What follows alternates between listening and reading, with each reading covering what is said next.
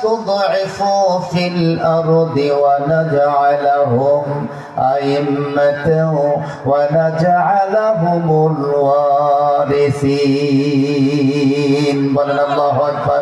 আল্লাহ রাব্বুল আলামিন জানাই দিলেন ওয়ানুরিদু, আল্লাহ তাআলার নিয়ত হলো, আল্লাহর ইরাদা হলো, তোমাদের ইরাদা হলো ইসলামপন্থীদেরকে দুনিয়া থেকে চিরবিদায় করে দেওয়া, তাদেরকে ধ্বংস করে দেওয়া, নির্যাতিত নিষ্পেষিত করে করে তিলে তিলে তাদেরকে ক্ষয় করে দেওয়া, প্রতিরোধ করে দেওয়া। কিন্তু আল্লাহর নিয়ত হলো ওয়ানুরিদু আন্নামুন্না আলাল্লাযীনা ইসতুদঈফু ফিল আরদি। আল্লাহ তাআলা বলছেন আল্লাহর নিয়ত হলো এই পৃথিবীতে তোমরা যাদেরকে দুর্বল করে দিতে চাও তাদের উপরে আল্লাহ তাআলা রহমত দেবে, বরকত দেবেন, গায়বী মদদ তাদের উপরে দেবে। ওয়া নাজআলাহুম আইম্মাতান, তাদেরকে এই জাতির ইমাম বানায় দেবেন, নেতা বানায় দেবেন। ওয়া নাজআলাহুমুল ওয়ারিসিন, তাদেরকেই এই জাতির রাষ্ট্রীয় ক্ষমতার ওয়ারিসান আল্লাহ তাআলা তাদেরকে বানায় দেবেন। বলেন সুবহানাল্লাহ। সেই আল্লাহ এখনো আছে না নাই? আরো জোরে বলেন আছে না নাই? একবিংশ শতাব্দীর ইতিহাসে আমরা দেখেছিলাম ইরানের মাটিতে সেই সময় রাজা শাহ পাহলভী সবচেয়ে বেশি ইমানদারদের উপরে নির্যাতন নিষ্পেষণ করে রক্ত ঝরাইছিল, যার কারণে ইরানের মাটিতে সেই সমস্ত মুসলিমরা যখন বিপ্লব তৈরি করেছিল, সেই বিপ্লবের মধ্য দিয়ে ইরানের মাটিতে আল্লাহর দ্বীন কায়েম হয়েছে। রাজা শাহ পাহলভীর এই শক্তি ভেঙে চুরমার হয়ে গেছে, ঠিক কিনা বলেন? রাজা শাহ পাহলভী সেই ধর্মনিরপেক্ষতাবাদের ধ্বজাধারী, সে পতন হয়েছে, আল্লাহর দ্বীন কায়েম হয়েছে। আমরা দেখেছিলাম বসনিয়ার মাটিতে যে চরম নির্যাতন নিষ্পেষণ করেছিল তাদের ধ্বংস হয়েছে, আল্লাহর দ্বীন সেখানে কায়েম হয়েছে। চেচনিয়ার মাটিতে স্বৈরতন্ত্র কায়েম করেছিল, সেই স্বৈরতন্ত্রের ধ্বংস হয়ে চেচনিয়ার মাটিতে আল্লাহর দ্বীন কায়েম হয়েছে। তুরস্কের মাটিতে কামাল পাশা আতাতুর্ক দীর্ঘদিন যাবত নির্যাতন নিষ্পেষণ করেছিল, ভোটের মাধ্যমে সেই কামাল পাশা আতাতুর্কের পরাজয় হয়েছে।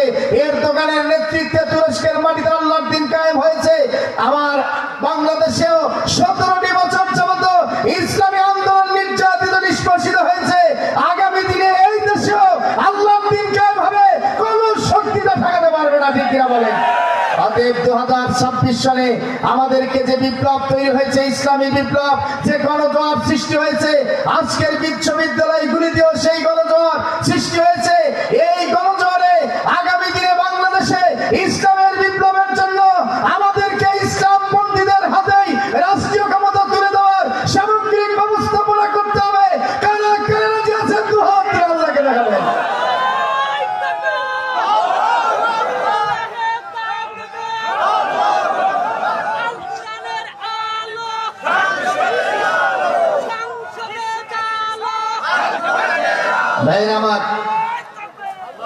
ভাইরা আমার, তাকবীরের আওয়াজ এইটা কারো বাপের আওয়াজ না, কারো স্বামীর, কারো বইয়ের আওয়াজ না, তাই নাকি?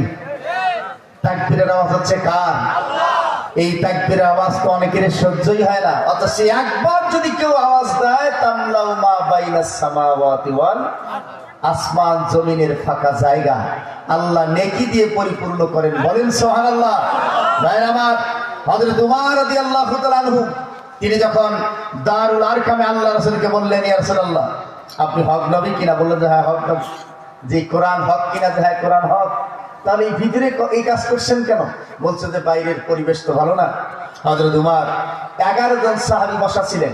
সিরাতুন নবী ইবনে হিশাম বলছে যে 11 জন সাহাবীকে টেনে হেসে বাইর করছে দরজার বাইরে, যে আল্লাহ রাসূল থাক, তোমরা 11 জন বেরো। কি কাজ? যে 11 জনের দুইটা লাইন করছেন, এক পাশে দিচ্ছেন 6 জন আর এক পাশে দিচ্ছেন 5 জন। কয়জন হয়েছে? 11 জন, আর মাঝখানে তিনি।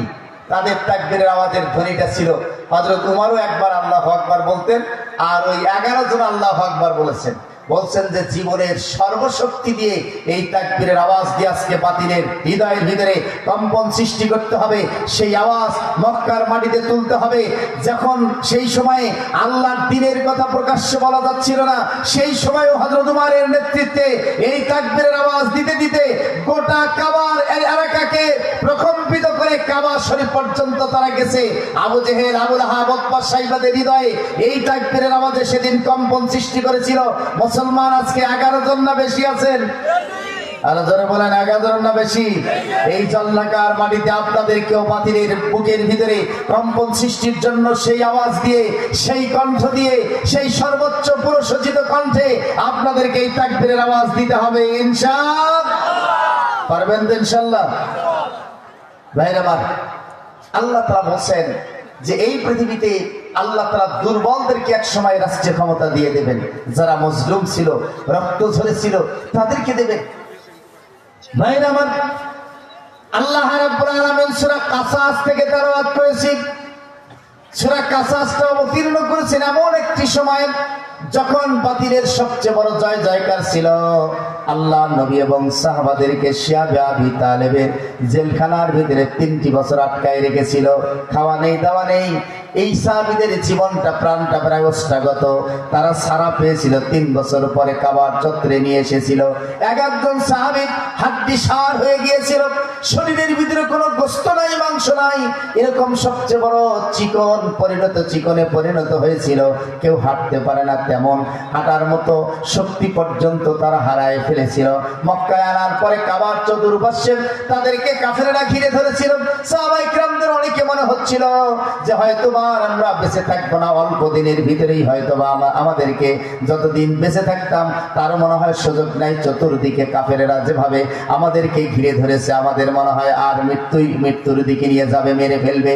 এই চিন্তা যখন তাদের মাথায় হচ্ছিল, আল্লাহ রাব্বুল আলামিন সূরা কাসাসের এই আয়াতগুলো অবতীর্ণ করে আল্লাহ এবং তার রাসূলকে সান্ত্বনা দিলেন, সাহাবাদেরকে সান্ত্বনা দিলেন।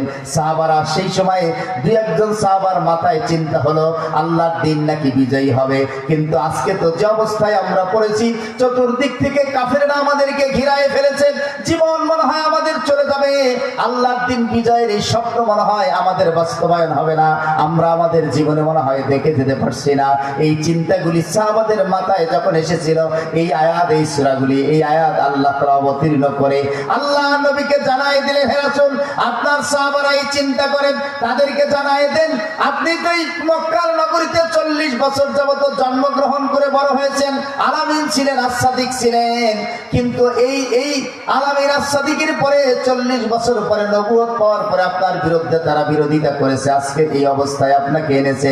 আপনার পূর্বের এমনও নবী ছিল যারা জন্ম নেয় নাই, তার জন্মের 40 বছর আগেই তার বিরুদ্ধে ষড়যন্ত্র শুরু হয়েছে। আল্লাহ তাআলা 40 বছর পরে সেই নবীকে জন্ম দিয়ে আবার বিজয় দান করেছেন। আর আপনি তো তাদের মাঝে জন্ম নিয়েছেন, 40 বছর পরে নবুয়ত পাওয়ার পরে বিরোধিতা করেছে। তারা যেন হতাশ না হয়, তাদেরকে আগামী দিনে এই ইসলামকেই, তাদের সমস্ত বিরোধিতার উপরে, তোমরা যে মজলুম ছিলে, দুর্বল ছিলে, তোমাদেরকেই আল্লাহ তাআলা রাষ্ট্রীয় ক্ষমতা দিয়ে দেবেন। বলেন সুবহানাল্লাহ।